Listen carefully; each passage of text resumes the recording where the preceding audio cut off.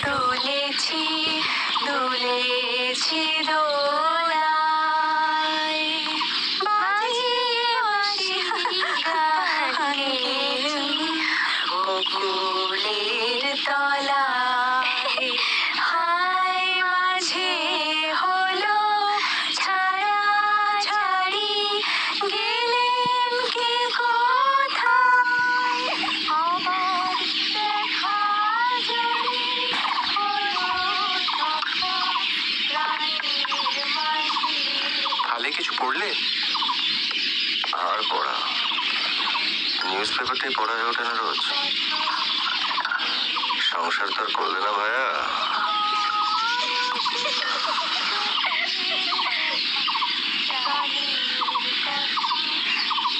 তাজমহল বিক্রি হয়ে গেল, শুনেছো?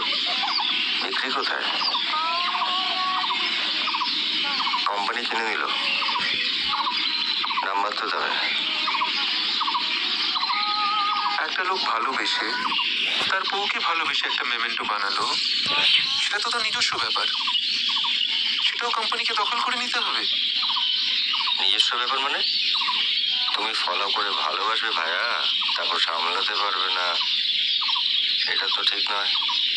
এখানে ওখান থেকে চাঙড় ভেঙে পড়ছিল, যাতে ঠিক থাকে, দেখাশোনা হয়, তাই নিল কোম্পানি।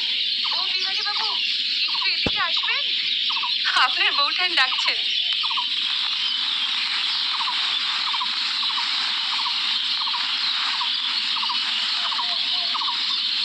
আপনি বুঝি কুস্তি করেন? না, তাহলে মুগুর ভাজেন। আচ্ছা, ওর নাম বিহারি বলে কি ওকে দিয়ে কুস্তি অব্দি করাতে হবে? কেন? রামমোহন রায় কুস্তি করতেন, মুগুরও ভাজতেন, আবার সতীদাহ বন্ধ করেছিলেন। তবে তো বিহারি তোমাকেও অবলা নারীর জন্য কিছু একটা করতেই হয়। সেই চেষ্টাই করছি মহিন্দা। বৌঠানের আদেশ হয়েছে পুকুরে নেমে পদ্ম ফুল তুলে আনা। মহাভারতের বনপর্বে দ্রৌপদীও একবার ভীমকে বলেছিলেন সহস্রগন্ধা পদ্ম এনে দিতে। হ্যাঁ, এইটা একটা বাকি আছে, মেয়েদের পঞ্চস্বামী প্রথা। সতীদাহ হয়ে গেল, বিধবা বিবাহ হয়ে গেছে, এইটা কিন্তু এখনো কেউ করেনি। বিহারি, চেষ্টা করে দেখতে পারো, তাহলে আর কেউ তোমায় শুধু মুগুর ভাজে বিহারি বলবে না। কি বলবে আমি জানি, বিনোদ বিহারী।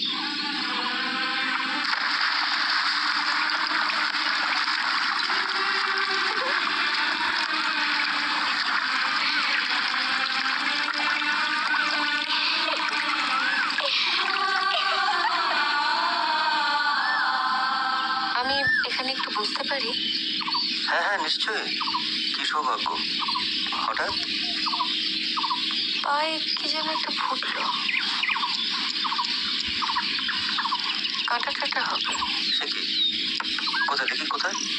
না না, আমি পারবো, আপনি পায়ে হাত দেবেন না। শুনুন, পায়ে হাত দিয়ে প্রণামও করা যায়, ডাক্তারিও করা যায়। ডাক্তারিটা অন্তত করতে দিন। ডাক্তারের একটা ভিজিট আছে মহেন্দ্রবাবু, আমি গরিব বিধবা।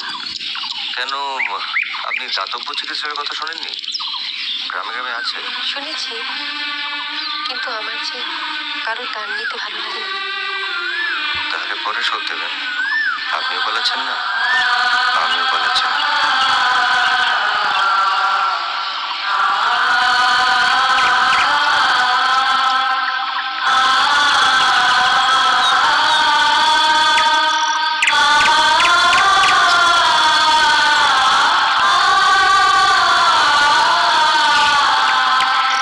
আপনি গেলেন না পুকুর ধারে ফুল তোলা দেখতে?